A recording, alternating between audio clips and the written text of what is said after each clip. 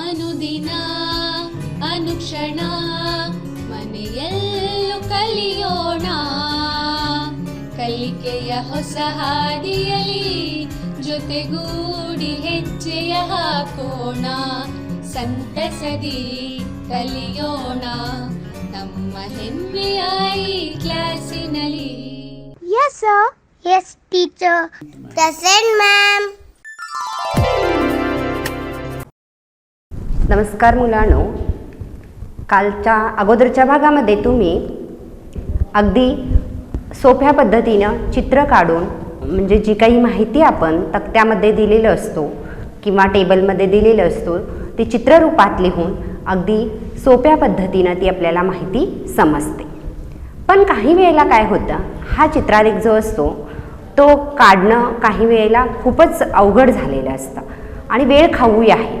उदाहरणार्थ आता भारताची लोकसंख्या ही करोडमध्ये असते. त्यावेळी आपण काय करणार, हा चित्रालेख तेवढ्या करोड संख्येमध्ये काढणं आपल्याला थोडंसं अवघड आणि किचकट वाटलेलं असतं आणि समजून घेणंही थोडं त्रासदायक होतं. त्यासाठी त्याच्यावरती उपाय म्हणून आपण स्तंभालेख हा इथं आज शिकायचा आहे. तर तो पुढचा भाग स्तंभालेख आहे आणि तो आपण आज इथे शिकूया. मी श्रीमती A.B. पाटील, सरकारी उच्च प्राथमिक मराठी शाळा बेकवाड, तालुका खानापूर इथे कार्यरत असलेली या आपल्या माहिती हाताळणे भाग 2 स्तंभालेख या भागामध्ये आपल्या सर्वांचं सहर्ष स्वागत करीत आहे. ठीक आहे. तर हा स्तंभालेख म्हणजे काय आपण हे इथं पाहूया. या स्तंभालेखाचं विश्लेषण म्हणजे एखादा स्तंभालेख दिला तर त्याचं विश्लेषण करून त्याची माहिती आपण कशी समजून घ्यायचं हे इथं बघूया. आता इथे पहा, दिल्लीमधील गर्दीच्या रस्त्यावरील वाहनांच्या रहदारीचे एका ठराविक दिवशी वाहतूक पोलिसांनी अभ्यास केला. प्रत्येक तासाला सकाळी 6 ते 12 वाजेपर्यंत क्रॉसिंग करून जात असलेल्या एकूण वाहनांची संख्या स्तंभालेखात दर्शविली आहे. त्याचे एकक बरोबर 200 वाहने घेतले आहे आणि हा स्तंभालेख इथे काढलेला आहे. म्हणजे त्या वाहतूक पोलिसांनी जी काही माहिती गोळा केलेली आहे 6 ते 12 या वेळेमध्ये आणि ती माहिती एका तक्त्यामध्ये त्यांनी ठेवलेली आहे आणि त्या तक्त्याचं विश्लेषण म्हणजे स्तंभालेख त्यांनी काढलेला आहे आणि त्या स्तंभालेखाचं आपण आता इथं विश्लेषण हा त्याचा इथं स्तंभालेख आहे. आता इथं पहा, आपल्याला काय केलेलं आहे तर एक आडवी रेष आहे, त्यावरती वेळ दिलेली आहे 6 ते 7, 7 ते 8, 8 ते 9, 9 ते 10, 10 ते 11, 11 ते 12 अशी ही वेळ दिलेली आहे. आणि उभ्या रेषेवरती ज्याला आपण वाय अक्ष असे म्हणतो त्या उभ्या रेषेवरती 0, 200, 400, 600, 800, 1000, 1200, 1400 असं एकक घेतलेलं आहे. म्हणजे इथं 1 सेंटीमीटर बरोबर 200 असं काय घेतलेलं आहे, प्रमाण घेतलेलं आहे. आणि अशा प्रकारे हा आलेख त्यांनी आपल्याला काढून दिलेला आहे आणि त्याच्यावरून आपल्याला विश्लेषण इथं समजून घ्यायचं आहे. जर आपण हा आलेख पाहिला तर आपल्याला काय दिसतं तर 6 ते 7 या वेळेमध्ये 100 वाहने तिथं गेलेली आहेत त्या रस्त्यावर. तसेच 7 ते 8 या वेळेमध्ये 1200 वाहने तिथून गेलेली आहे. 8 ते 9 मध्ये 1100 वाहनं गेलेली आहेत. 9 ते 10 या वेळेमध्ये 900 वाहनं गेलेली आहेत. 10 ते 11 या वेळेमध्ये 600 वाहनं गेलेली आहेत आणि 11 ते 12 या वेळेमध्ये 300 वाहने त्या रहदारीच्या रस्त्यावरून गेलेली आहेत. ठीक आहे. तर मग आता याच्यावरती काही प्रश्न विचारलेले आहेत, त्याची उत्तरं काय देता येतात ती आपण इथे पाहूया. ठीक आहे. पहिला प्रश्न पहा. पहिला प्रश्न काय आहे वाचते पहा मी इथे. रस्त्यावरती जास्त गर्दी कोणत्या वेळेस दिसते. बरोबर. आता हा स्तंभालेख बघून आपल्याला त्याचं उत्तर द्यायचं आहे. कोणत्या वेळेस जास्त गर्दी दिसते तर जास्त उंचीचा स्तंभ कोणत्या वेळेत आहे ती वेळ आपल्याला इथं लिहावी लागेल. पहा बघूया तुम्ही हा आलेख पहा आणि कोणत्या वेळेत आहे. अगदी छान. बरोबर. 7 ते 8 या वेळेमध्ये जास्त गर्दी असलेला वेळ आहे म्हणजे 1200 वाहने त्या वेळेमध्ये गेलेली आहे. ठीक आहे. पुढचा प्रश्न बघा. रस्त्यावर कमी गर्दी कोणत्या वेळेस आहे. हा प्रश्न आहे. म्हणजे कमी रहदारी कोणत्या वेळेत आपल्याला तिथं पाहायला मिळते, म्हणजे त्या पोलीस ऑफिसरना कोणत्या वेळी तिथं कमी वाहनं दिसलेली आहेत ते पाहूया.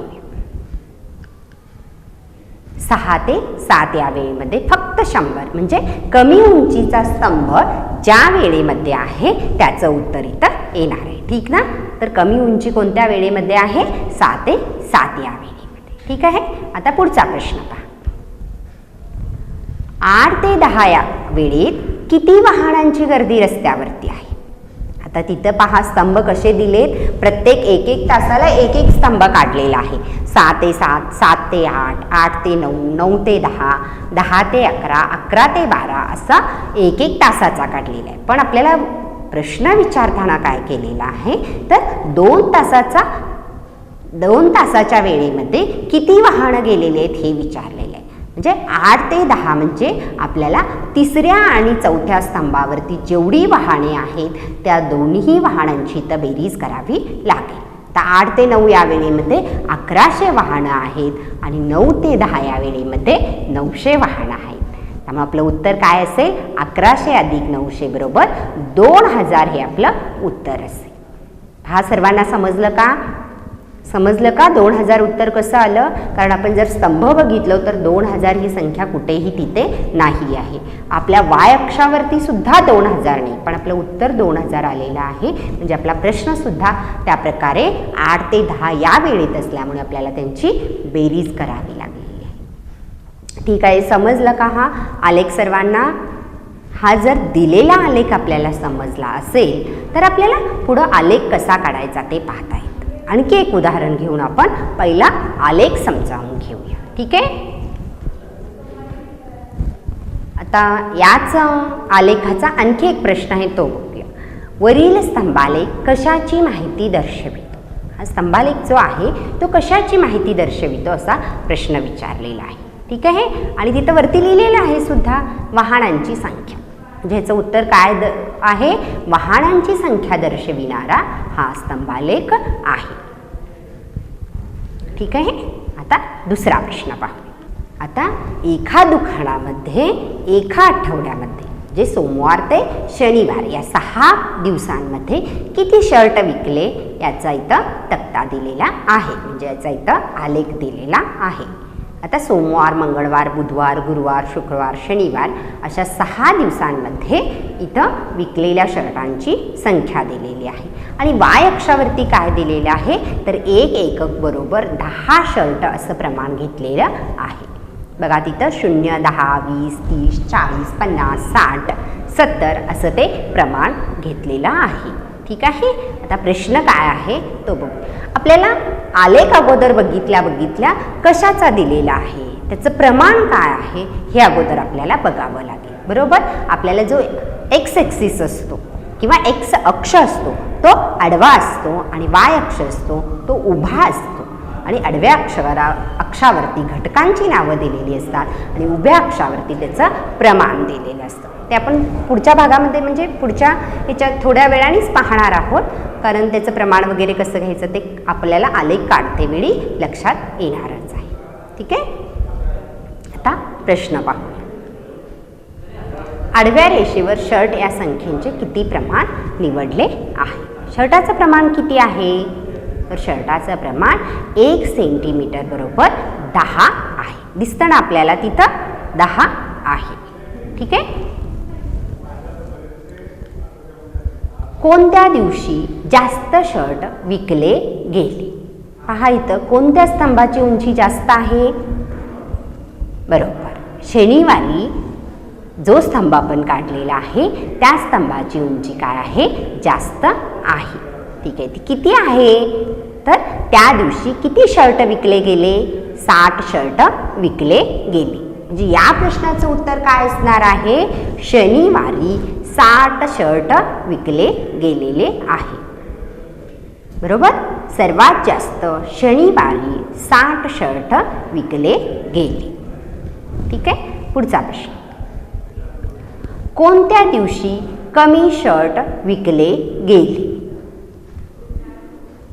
पहा कोणत्या दिवशी कमी शर्ट विकले गेले? आणि त्यातच पुढं प्रश्न आहे, गुरुवारी किती शर्ट विकले गेले? आता स्तंभाची उंची बघून आपल्याला सांगावं लागेल, कोणता स्तंभ कमी उंचीचा दिसतो इथे? तर मंगळवारी जो स्तंभ काढलेला आहे तो कमी उंचीचा आहे, बरोबर. म्हणून त्या दिवशी कमी शर्ट विकले गेलेले आहेत आणि ते किती आहेत? 10 आहे, बरोबर. आणि गुरुवारी किती शर्ट विकले गेले असं विचारलेलं आहे.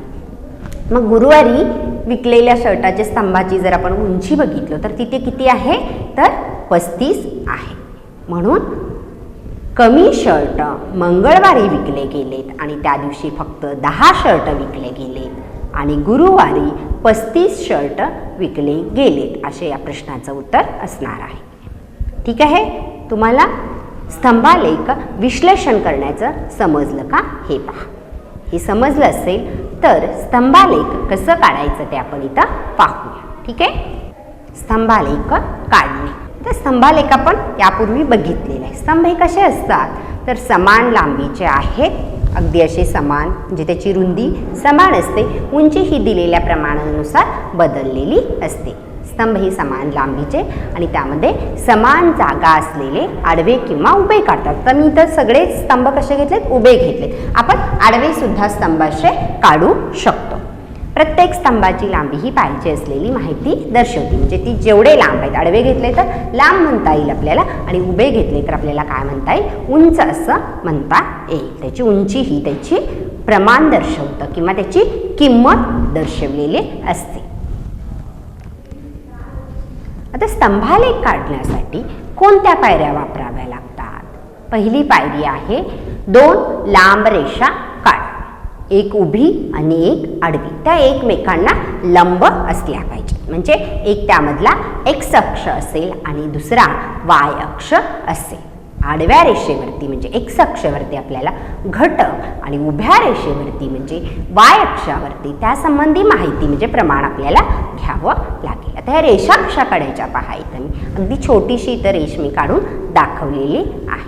ही काय झालेली आहे? तुमची आडवी रेष आहे. या आडव्या रेषेलाच तुम्हाला काय करावं लागेल? तर उभी लंब रेषा काढावी लागेल. ठीक आहे, पहा इथं आडवी रेषा अगोदर काढलेली आहे, त्यालाच मी परत उभी लंब रेषा काढलेली आहे. हे झाले तुमचे एक्स अक्ष आणि वाय अक्ष एकमेकांना लंब असतात, बरोबर. आता आपल्याला ह्या एक्स अक्षावरती काय घ्यायचं आहे? माहिती, म्हणजे जे घटक आहेत ते घटक, म्हणजे आठवड्याचे वार असतील किंवा वर्ष असतील किंवा एखाद्याचं नावं असतील, त्याचे वय वगैरे दिलेले असले तर ते आपल्याला वाय अक्षावरती घ्यावे लागतील. म्हणजे संख्या ज्या असतील त्या जास्त करून वाय अक्षावरती आणि घटक हे एक्स अक्षावरती. कधी जर उभे स्तंभ काढायचे असतील तर, आणि आडवे स्तंभ काढायचे असतील तर वाय अक्षावरती घटक येणार आणि एक्स अक्षावरती त्याचे प्रमाण म्हणजे संख्या येणार. ठराविक अंतर ठेवून समान आणि रुंदीचे स्तंभ घ्या. समान रुंदीचे आपल्याला काय करायचं आहे? स्तंभ घ्यायचा आहे. तर आलेख कागद जेव्हा तुमच्याकडे असतो तेव्हा एक एक चौरस त्यामध्ये सोडून, गॅप सोडून किंवा मध्ये ती अंतर सोडून आपल्याला ते स्तंभ घ्यायचे आहे. उभ्या रेषेवरती योग्य ते प्रमाण निवडा. म्हणजे आपल्याला वाय अक्षावरती जर उभे स्तंभ काढायचे असतील तरी वाय अक्षावरती आपल्याला योग्य ते प्रमाण निवडावं लागेल. आडवे काढायचे असतील तर आपल्याला एक्स अक्षावरती योग्य ते प्रमाण निवडावं लागेल. अशा प्रकारे आपल्याला स्तंभालेख काढण्याच्या या पायऱ्या आहेत. आता काही प्रश्न पाहूया आपल्याला स्तंभालेख कसे काढायचे. आता इथं प्रश्न आहे बघा. मी इथं एक माहितीचा तक्ता दिलेला आहे. त्यामध्ये काय आहेत घटक? घर भाडे, अन्न, शिक्षण, वीज बिल, वाहतूक, इतर खर्च. म्हणजे एखाद्या व्यक्तीचा एका महिन्याचा खर्च काय आहे तो खर्च दर्शविणारा हा तक्ता किंवा टेबल दिलेला आहे. आता घर भाडे प्रत्येक महिन्याला तो किती देतो? तर 3000 दिलेला असतो, सरासरी असणार आहे ते. अन्न 3400, शिक्षण 800 रुपये, वीज बिल 400 रुपये, वाहतूक 600 रुपये आणि इतर खर्च 1200 रुपये असा हा खर्च दिलेला आहे. आता या माहितीनुसार आपल्याला काय करायचं आहे? स्तंभालेख काढायचा आहे. तर यापूर्वीच आपण पायऱ्या बघितलेल्या आहेत, हो की नाही? पहिली पायरी काय सांगा बरं? अगदी बरोबर, तुम्हाला एक्स अक्ष काढावा लागेल, म्हणजे आडवी एक रेष सरळ काढावी लागेल. त्याच्यानंतर दुसरी पायरी काय असणार आहे तुमची, तर उभी एक रेष त्याला लंब काढावी लागेल. बरोबर, ते दोघे एकमेकाला लंब असणार. उभ्या रेषेला आपण काय म्हणणार आहे, वाय अक्ष असं म्हणणार आहे. आपल्याला योग्य प्रमाण निवडावं लागेल. आता हे प्रमाण कसं आहे बघा, कमीत कमी किती आहे तिथं 400 आहेत आणि जास्तीत जास्त किती आहेत 3400 आहेत. आपला आलेख कागद किती आहे, आपल्याकडे जागा किती आहे, म्हणजे काही जणांचे आलेखाच्या वया ह्या छोट्या कट साईज असतात, काही जणांच्या लॉंग साईज असतात. आपल्या आलेखाचा कागद बघून आपल्याला प्रमाण ठरवायचं आहे. लॉंग साईजमध्ये एकाच आलेखावरती आपण 2 आलेख काढणार आहोत की 1 आलेख काढणार आहोत हे ठरवून आपण प्रमाण निवडायचं आहे. प्रमाण आपण कसंही घेऊ शकतो. आता मी ते प्रमाण निवडून इथं एक आलेख काढलेला आहे. पहा तो आलेख कसा आहे पहा. आता या आलेखावरून तुम्ही त्याचं प्रमाण मी काय घेतलेलं आहे ते सांगायचं आहे. ठीक आहे, आता पहा इथं दिसला का सर्वांना आलेख. मी या दिलेल्या माहितीचा आलेख काढलेला आहे. आता वाय अक्षावरती त्याचं प्रमाण कसं आहे बघा, 500, 1000, 1500, 2000, 2500, 3000, 3500, 4000. मी जास्तीत जास्त हे कितीपर्यंत घेऊन थांबवलेलं आहे, तर 4000 पर्यंत घेऊन थांबवलेलं आहे. त्याच्यापेक्षा जास्त का घेतलेलं नाही, कारण आपली जी माहिती दिलेली आहे त्यामध्ये मोठ्यात मोठी संख्या किती आहे, तर 3400 आहे. त्याच्यापेक्षा थोडी मोठी संख्या घेतली तर आपल्याला पुरेसे आहे, म्हणून मी 4000 पर्यंत प्रमाण घेऊन थांबवलेलं आहे. तुम्ही इथं 1 सेंटीमीटर बरोबर 200 सुद्धा घेऊ शकता. जर तुमचं लॉंग साईज पेपर असेल तर 100 सुद्धा घेऊ शकता. प्रमाण बघितलं की आपल्याला त्याच्यानुसार समजलेलं असतं. आता या प्रमाणानं आपल्याला दिलेल्या संख्येला भागावं लागणार आहे आणि त्यानंतर ते किती चौरस येतात हे ठरवावे लागणार आहे. आता 3000ला जर 500 भागले तर किती येतात 6 चौरस. त्यामुळे त्याची उंची किती आहे बघा, 1 2 3 4 5 6. 6 चौरस झाल्यानंतर तो एक स्तंभ काढलेला आहे. अगदी बरोबर ना, पहा तिथं समजलेलं असतं तुम्हाला. पुढचं आहे 3400. आता 3400 3500 असेल तर बरोबर घेता आलं असतं आपल्याला, पण 3400 आहे. मग हे कसं करावं लागेल. आता इथं 10 घरं म्हणजे 500 आहे. बरोबर, प्रमाण पहिलं घेतलेलं आपण, म्हणजे त्यातली प्रत्येक एक जी लहान रेष असणार आहे तुमच्या ग्राफ बुकमधली, बरोबर, त्या ग्राफ बुकमधल्या एक लहान रेष म्हणजे काय असणार आहे तुमचं 250 ही किंमत असणार आहे. बरोबर, एक लहान रेष म्हणजे किंमत काय असणार आहे 50 असणार आहे. त्यामुळं 3500 पेक्षा 2 घरं जर आपण कमी घेतलो तर काय होणार आहेत आपले 3400 होणार आहे. कारण मी काय सांगितले, एका घराची किंमत म्हणजे एक जी आडवी रेष असणार आहे किंवा एक उभी जी लहान रेष असणार त्याची ते आता प्रमाण आपण उभ्यावरती घेतलेलं आहे. त्यामुळे त्या एका आडव्या रेषेची किंमत किती असणार आहे 50. मग आपल्याला 100 कमी करायचे आहेत, म्हणून त्यातले किती कमी करावे लागतील आपल्याला 2 रेषा कमी करावे लागतील. ठीक आहे, शिक्षण 800. तर आपल्याला इथं 200 1000ला 200 कमी पाहिजे. बरोबर, मग किती रेषा कमी घेऊन आपल्याला तो स्तंभ काढावा लागेल. 200 म्हणजे एका रेषेची किंमत 50 असल्यामुळे 400 रेषा कमी करून तो स्तंभ काढलेला आहे.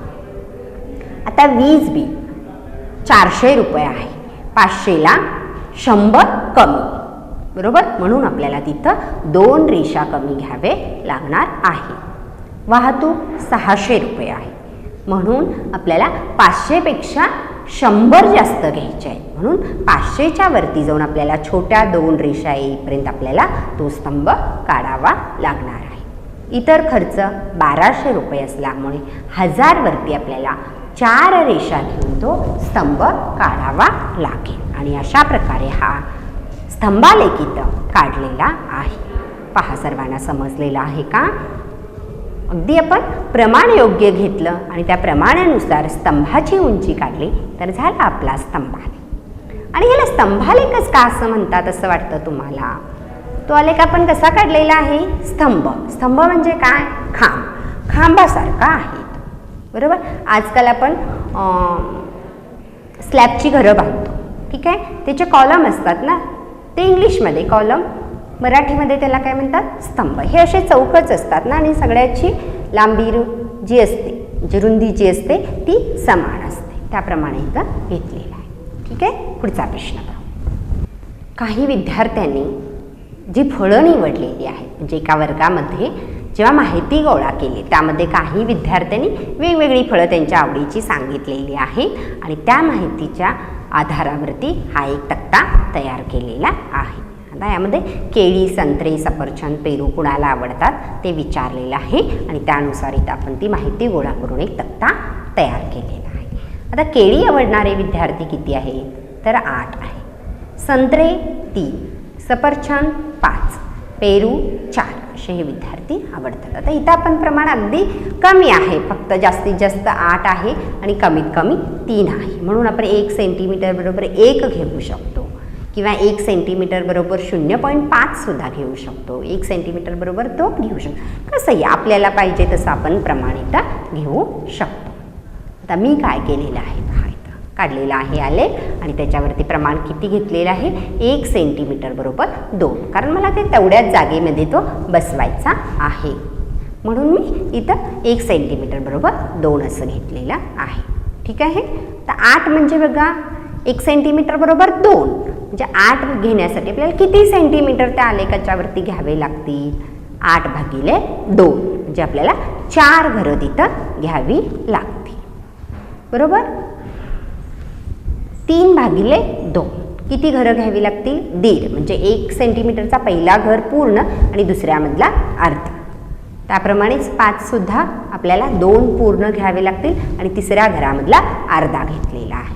4 अगदी बरोबर 4, 2 सेंटीमीटर आपल्याला घ्यावे लागतील. एखादा आलेख जर व्यवस्थित तुम्हाला समजला तर कोणतीही संख्या देऊ देते, प्रमाण ठरवून आपण तो आलेख काढू शकतो. संख्या फक्त बदलत असतात, त्याप्रमाणे आपल्याला प्रमाणसुद्धा काय करावं लागणार आहे, बदलावं लागणार आहे, ठीक आहे. आता हे सुद्धा एखाद्या शाळेतील जे काही विद्यार्थ्यांचं सर्वे केलेला आहे, माहिती गोळा केलेली आहे, त्याच्यानुसार त्यांचा आवडता उपक्रम कोणता आहे, म्हणजे रिकाम्या फावल्या वेळेमध्ये त्यांना काय आवडतं, खेळायला आवडतं की गोष्टीची पुस्तकं आवडतात की टी व्ही पाहणं आवडतं, त्यांना संगीत ऐकणं, चित्रे काढणे, हे त्यांचे कोणते छंद आहेत, हे माहिती गोळा केलेली आहे आणि त्यानुसार इथं एक तक्ता तयार केलेला आहे. आता यामध्ये खेळायला 45 विद्यार्थ्यांना आवडतं, गोष्टीची पुस्तकं वाचायला 30 विद्यार्थ्यांना आवडतं, टी व्ही पाहायला 20 मुलांना आवडलेलं असतं, संगीत ऐकायला 10 मुलांना आवडतं, चित्रे काढायला 15 मुलांना आवडलेलं असतं, ठीक आहे. आता याच्यानुसार आपल्याला काय करावं लागेल, पायऱ्यांचा अवलंब करून आपल्याला इथं आलेख काढावा लागेल. पहिला आडवी रेषा, नंतर त्यालाच लंब, उभी रेषा, आडव्या रेषेवरती घटक घ्यावे लागतील आणि उभ्या रेषेवरती त्याचं प्रमाण घ्यावं लागेल आणि त्या प्रमाणानुसार मी इथं एक आलेख काढलेला आहे. पहा, आडव्या रेषेवरती काय घेतलेले आहेत, घटक घेतलेले आहेत आणि उभ्या रेषेवरती त्याचं काय घेतलेलं आहे, प्रमाण घेतलेलं आहे. तर प्रमाण पहा इथं किती घेतलेलं आहे, हे सगळे काय आहेत, 10च्या, म्हणजे जास्तीत जास्त 45 आहे आणि कमीत कमी 10 आहे. म्हणून मी काय घेतलेलं आहे, त्याचं प्रमाण 10, 20, 30, 40 असं घेतलं गेलेलं आहे. म्हणजे 1 सेंटीमीटर बरोबर प्रमाण काय असेल याचं, 10 एकक असे किंवा 10 विद्यार्थी असं त्याचं प्रमाण असेल. आता 45 विद्यार्थी असल्यामुळे आपल्याला किती सेंटीमीटर घ्यावे लागतील सांगा पाहू, तर बघून सांगा किती घेतलेलं आहे, बरोबर 4 सेंटीमीटर आणि पुढचा एक अर्धा असं ते घ्यावं लागणार आहे, ठीक आहे. नंतर आहे 30, काय करावं लागेल, 3 सेंटीमीटर घ्यावे लागते. नंतरचं आहे 20, मग पहा बघा, विचार करा किती सेंटीमीटर घेतलेला आहे, 2, छान. नंतर संगीत 10 आहे, बरोबर 1 सेंटीमीटर घ्यावं लागेल, ठीक आहे. चित्रे काढणे 15ला जर आपण 10 भागलं तर किती येणार, ते 1.5 किंवा 1.5, म्हणून 1 सेंटीमीटर आणि पुढचा अर्धा सेंटीमीटर असं घेऊन आपण इथं तो आलेख काढलेला आहे. प्रमाण आपल्याला प्रत्येक वेळी लिहावं लागणार आहे. 1 सेंटीमीटर बरोबर किती प्रमाण घेतलेलं आहे ते. इथं किती घेतलेलं आहे आपण? 1 सेंटीमीटर बरोबर 10 विद्यार्थी असं या आलेखाचं प्रमाण असणार आहे. ठीक आहे. आता पुढचा प्रश्न पाहूया. एका पुस्तक विक्रेत्यानं एका आठवड्यामध्ये म्हणजे रविवार ते शुक्रवार, तो शनिवारी दुकान बंद ठेवलेला असतो, रविवार ते शुक्रवारी विकलेल्या पुस्तकांची माहिती त्याने दिलेली आहे आणि त्या माहितीच्या आधारे इथं हा तक्ता केलेला आहे. रविवारी त्यांनी 60 पुस्तकं विकलेली आहेत, सोमवारी 40, मंगळवार 30, बुधवारी 50, गुरुवार 20 आणि शुक्रवारी 70 पुस्तके त्यांनी विकलेली आहेत. या माहितीच्या आधारे आपल्याला काय करायचं आहे? आलेख काढायचा आहे. काढता का पहा तुम्ही? घ्या प्रमाणाने काढा. चला, पहिला काय काढणार? एक्स अक्ष, आडवी रेषा, त्याला उभी लंब रेषा वाय अक्ष. ठीक आहे. मग काय घ्यावं लागेल आपल्याला? आडव्या रेषेवरती घटक घ्यावे लागतील. रविवारपासून शुक्रवारपर्यंत 1-1 सेंटीमीटर, एका सेंटीमीटरवरती रविवार लिहायचं, 1 सेंटीमीटरमध्ये सोडून, परत सोमवार, परत 1 सेंटीमीटर सोडून मंगळवार, 1 सेंटीमीटर गॅप बुधवार. अशा प्रकारे आपल्याला आडव्या रेषेवरती घटक घ्यावे लागते. ठीक आहे. आता उभ्या रेषेवरती प्रमाण निवडू शकता तुम्ही. 1 सेंटीमीटर बरोबर 10 घेऊ शकता, 1 सेंटीमीटर बरोबर 5 घेऊ शकता, तुम्हाला जे सोयीस्कर होणार आहे त्यानुसार. जर 10 घेतील त्यांचा आलेखाची उंची कमी येणार, 5 घेतलेल्या आलेखांची उंची म्हणजे स्तंभांची उंची जास्त येणार आहे. आता मी प्रमाण घेऊन काढलेलं आहे ते पहा. मी किती घेतलेलं आहे पहा, कारण मला ते तेवढ्याच जागेमध्ये बसवायचं आहे म्हणून मी इथं 1 सेंटीमीटर बरोबर 20 हे प्रमाण घेतलेलं आहे. प्रमाण तुम्ही बदलू शकता. तर मी प्रमाण 20 घेतल्यामुळं काय झालेलं आहे पहा, स्तंभांची उंची कमी झालेली आहे. ठीक आहे ना. आता 60 असल्यामुळे 60 भागिले 20 किती येणार आहे? 3 सेंटीमीटर घ्यावे लागणार आहे आपल्याला स्तंभाची उंची. 40 भागिले 20 बरोबर 2 सेंटीमीटर आपल्याला घ्यावं लागणार आहे. 30 भागिले 20 बरोबर 1.5 म्हणजे 1 पूर्ण सेंटीमीटर आणि पुढच्यामधला अर्धा असा आपल्याला घ्यावा लागणार आहे. नंतर 50 किती घ्यावे लागेल? 2.5 सेंटीमीटर आपल्याला तिथं अंतर घ्यावं लागेल. 2 पूर्ण चौरस आणि वरचा तो अर्धा असणार आहे, तो आपल्याला घ्यावा लागणार आहे. नंतर गुरुवारी 20 आहे, आपल्याला फक्त 1 सेंटीमीटर घ्यावं लागणार आहे. नंतर आहे शुक्रवार. शुक्रवारी 70 असल्यामुळं 70 भागिले 20 बरोबर किती होणार? 3.5 होणार आहे. त्यामुळे आपल्याला 3 सेंटीमीटर आणि वरचा जो आहे तो अर्धा सेंटीमीटर घ्यावा लागणार आहे. अशा प्रकारे आपल्याला आलेख काढावा लागेल. आलेखमध्ये आपण बिंदू काढून डिझाईन करू शकतो, बरोबर. अशी आडव्या उभ्या रेषा मारून डिझाईन करू शकतो. आपल्याला जसं पाहिजे तसा तो आपण आलेख भरू सुद्धा शकतो चांगला दिसण्यासाठी. ठीक आहे. आता पुढचा प्रश्न पाहूया. आता यावरून तुम्हाला काय समजलेलं आहे ते पाहूया, बरोबर. आता जो काही आपण इतका वेळ आलेख पाहिला त्यातलं एक आलेखाचं विश्लेषण आपण इथं करूया. ठीक आहे. आता आडवा जो एक्स अक्ष आहे त्याच्यावरती आपण वर्ष घेतलेले आहेत. 1951 पासून ते 2001 पर्यंत भारताची जी लोकसंख्या वाढत गेलेली आहे ती कोणत्या प्रकारे वाढत गेलेली आहे याचा इथं आलेख काढलेला आहे. आणि वाय अक्षावरती आपण जे प्रमाण घेतलेलं आहे ते 20, 40, 60, 80, 100, 120 हे घेतलेलं आहे. ते फक्त संख्यामध्ये आहे का? 20, 40 असंच आहे का? तर ते करोडमध्ये आहे. 1 सेंटीमीटर बरोबर 20 करोड असं या आलेखाचं काय आहे? प्रमाण आहे. आणि जर फक्त आलेख बघितला तर आपल्याला असं दिसतं की प्रत्येक वर्षी भारताची लोकसंख्या ही काय झालेली आहे? वाढतच गेलेली आहे. कोणत्याही वर्षी ती कमी झालेली नाही. फक्त लोकसंख्या वाढून चालणार नाही तर आपल्याला इथं प्रगतीसुद्धा वाढली पाहिजे. आणि जर तुमच्या शैक्षणिक वर्षाचा जर आलेख काढला प्रत्येक वर्षी, म्हणजे पहिलीला तुम्हाला किती टक्के मार्क्स पडले, दुसरीला किती पडले, तिसरीला किती पडले, असा जर तुमचा जरी आलेख काढला तर तोही असा वाढतच गेला पाहिजे. समजला? तर आता या आलेखावरून काही प्रश्न विचारलेले आहेत, बरोबर. त्या प्रश्नाची उत्तरं तुम्हाला देता येतात की ते पाहूया. आता पहिला प्रश्न आहे, भारताची लोकसंख्या कोणत्या वर्षी सर्वात जास्त आहे? पहा बघूया आलेखाकडे आणि सांगा उत्तर. ज्या स्तंभाची उंची जास्त असणार आहे ते वर्ष त्या स्तंभाचं कोणतं वर्ष आहे ते त्याचं उत्तर असणार आहे. बरोबर? अगदी बरोबर, 2001 हे त्याचं उत्तर असणार आहे. दुसरा प्रश्न आहे, भारताची लोकसंख्या कोणत्या वर्षी सर्वात कमी आहे? बरोबर, ज्या स्तंभाची उंची कमी आहे ते सर्वात कमी लोकसंख्या आहे. तो स्तंभ कोणत्या वर्षी दर्शविला आहे? तर 1951 या वर्षी दर्शविला आहे. बरोबर, त्यामुळं ते त्याचं उत्तर असणार आहे. तिसरा प्रश्न आहे, 1981 या वर्षी भारताची लोकसंख्या किती आहे? पहा, 1981 वर्ष कुठं आहे? चौथा स्तंभ जो आहे तो 1981 हे वर्ष दर्शवितो. मग त्या वर्षी किती लोकसंख्या आहे?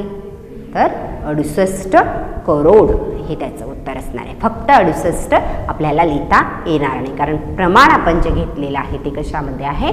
करोडमध्ये आहे. पहा, समजलं का तुम्हाला? आणखी काही प्रश्न विचारू का याच्यावरती?